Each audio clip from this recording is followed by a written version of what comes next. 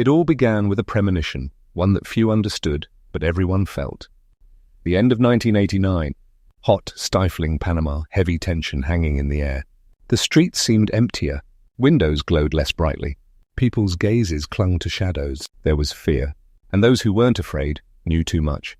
In that shadow lived a man whom the Americans once called an ally. Manuel Noriega.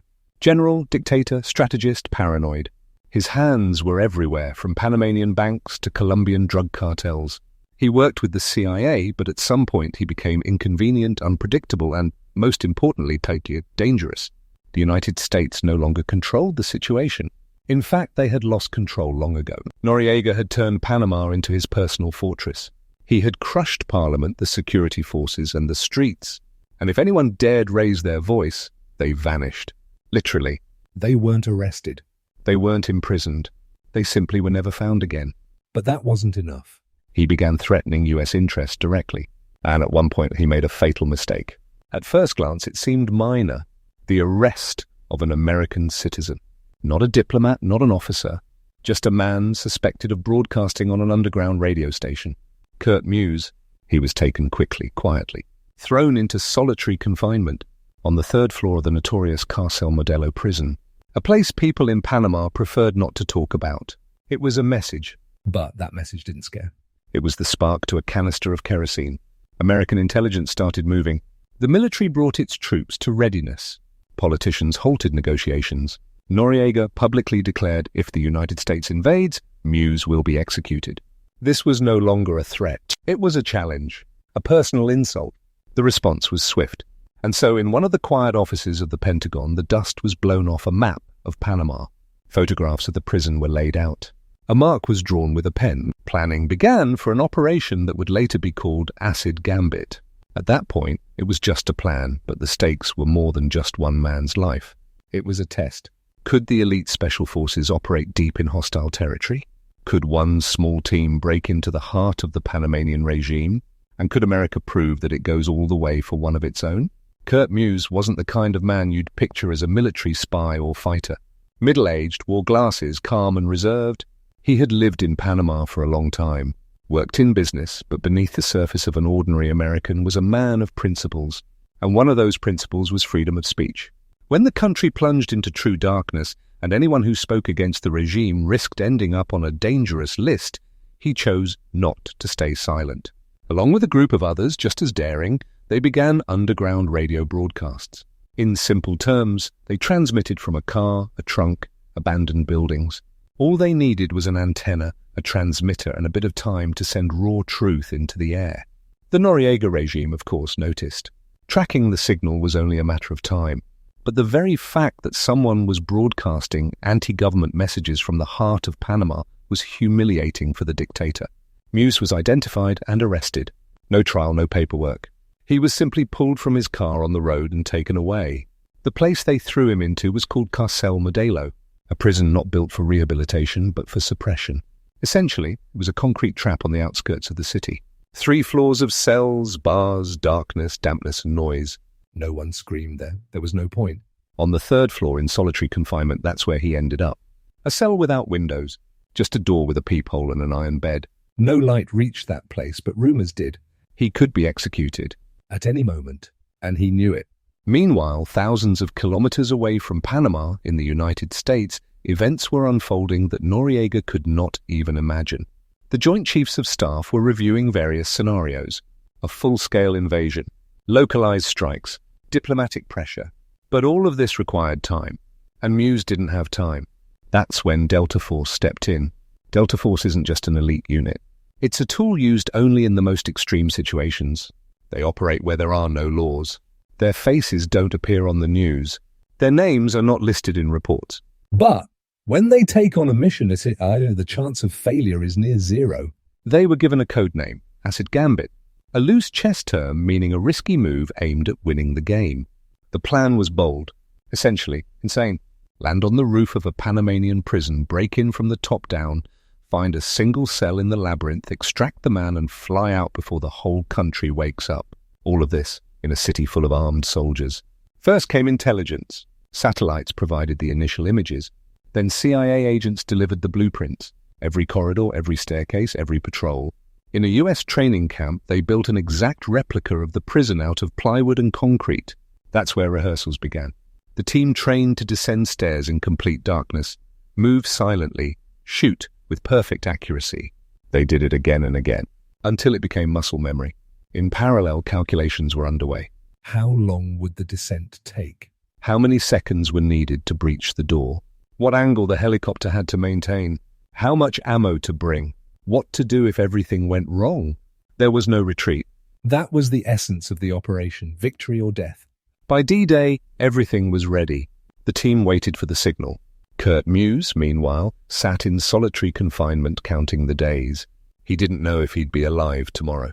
And he certainly didn't know that everything had already been put on the line for his life. At exactly 4 a.m, darkness fell over Panama. Not just night, but the silence before a storm. In the sky, barely detectable, 2 silhouettes appeared. Low, fast, without lights. MH-6 little birds, light, quick, nearly silent helicopters. Inside, Delta Force operatives. No small talk. Each one had a dot in their mind, a route to the cell, and precisely one mission: get Muse out alive. On the outside, everything looked calm. Panama was asleep. But in that silence, the most important events were unfolding. US ground forces had begun deployment. Operation Just Cause was underway. In an instant, fighting erupted in other parts of the city. Gunfire, explosions, engines roaring. It was a diversion, and it worked. Noriega's soldiers rushed toward the noise, and at Carcel Modelo, dead silence still reigned. The first helicopter hovered over the roof. The operatives jumped out instantly, crouched, took positions. No chaos, just like in training. Within seconds, they located a maintenance hatch, the only way inside through the roof. One of the sappers knelt by it and set a charge. The moment stretched endlessly. Then, a dull thud. The metal blew inward. A dark hole opened, leading into the guts of the building. The assault team moved down. The staircase, narrow, steep concrete. Below, absolute darkness. They advanced in night vision gear, in total silence. Every move, precise. In the corridors, guards. Some sleeping, others patrolling. But no one expected an attack from above. The first targets were eliminated silently. Suppressed shots, short bursts. 1, 2, 3. No panic, no alarms. Just forward movement. Meanwhile, one of the operators checked the plan for the cell location. 3rd floor, cell number 17. Behind it, Kurt Muse. He sat, as usual, on the iron cot, pressed against the wall.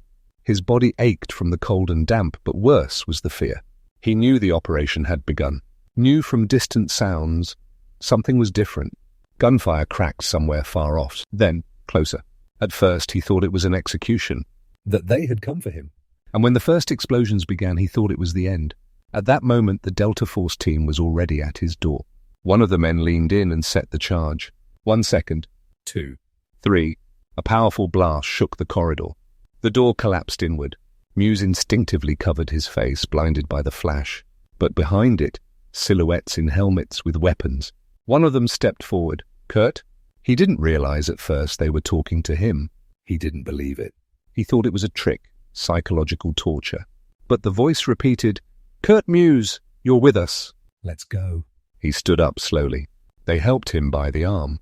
He was in a haze. But the team was already moving, back, retracing the route upward. Seconds remained to the roof, but they were the longest seconds of their lives. When they reached the roof, the helicopter was already hovering above the building. But something went wrong. From the shadows of the streets, gunfire erupted. Panamanian soldiers realized what was happening. Bullets clattered against the concrete. One punched through the fuselage. One of the pilots jerked sharply, wounded. But he didn't release the controls. Even with a shot-up arm, he kept the aircraft steady. His co-pilot took over the flight. Delta Force immediately formed a circular defense. Kurt in the center. Machine gun fire hammered from below. Bullets whistled. One of the operators took a light hit. A fragment grazed his body armor. But the extraction didn't stop. Once everyone was on board, the pilot added thrust. The aircraft surged upward, dodging another burst, and headed toward the sea.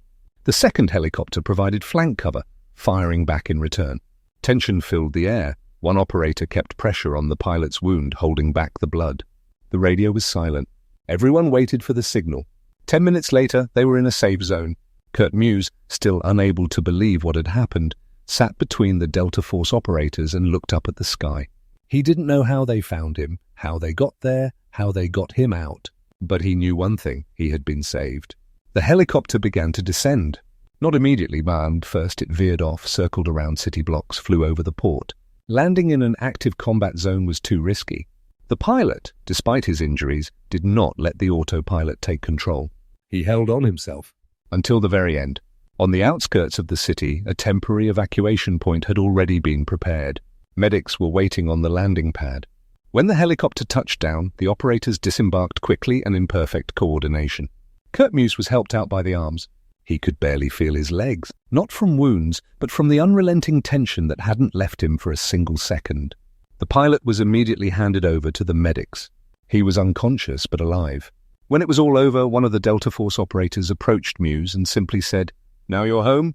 Kurt later recalled those words as the simplest and most powerful ones he had ever heard in his life.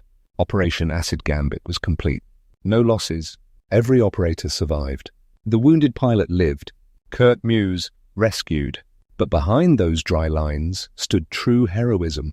This wasn't just a military operation. It was a gesture, a symbol. Proof that even if you are alone, even if you are locked in solitary confinement on the 3rd floor of an enemy prison, someone will come for you. Professionals will come, ready to risk their own lives to bring you back. Years later, Muse wrote a book. In it, he described not only the moment of his rescue, but also what he felt inside that cell. The fear, the despair, the disbelief when the door exploded. He remembered how, in the first minutes, he couldn't believe those people were real, that it wasn't a dream or a trick of the mind. Only when he heard his name on the radio, then he understood he was truly being saved. For Delta Force, this operation became a landmark. Until then, they had operated in the shadows with no publicity. But here the outcome was clear and public. It was the first successful rescue of an American civilian from enemy captivity in real combat conditions in U.S. history. And it sent a clear message to the world. A message that the United States would no longer turn a blind eye to its citizens in trouble. That they were ready to mobilize an entire army for a single American. That if you mess with the wrong person, they will come for you, wherever you are.